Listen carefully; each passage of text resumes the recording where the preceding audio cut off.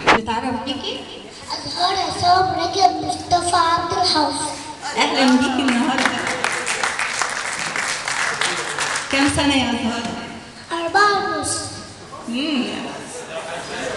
كبيره، طبعا كبيره. النهارده هتقولي لنا شعر ولا هتغني؟ هقول شعري طبعا. طبعا طبعا. يعني ايه الثقه الجامده قوي دي؟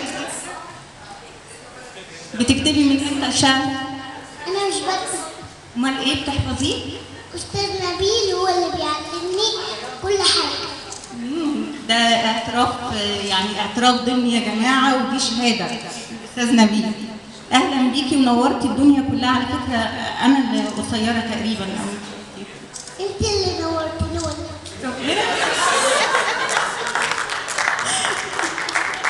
هزيدكم مع الزهرة المتفتحة والأستاذة الشاعرة الكبيرة والمطربة العظيمة أزهار.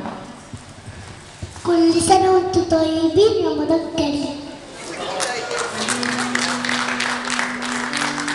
هقول لكم النهاردة شعر عن مصر.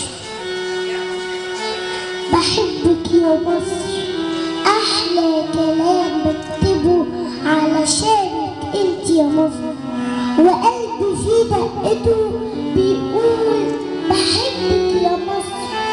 دايما في حضنك بنام واتغطى بحنان، أحس فيك الأمان واصحى على أذانك، أبوس حروف كلمتك وأغني ألحانك.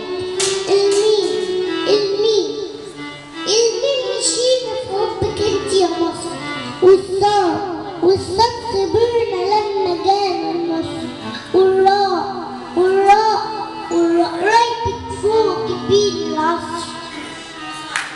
يلا التاريخ كتب حروف اسمي،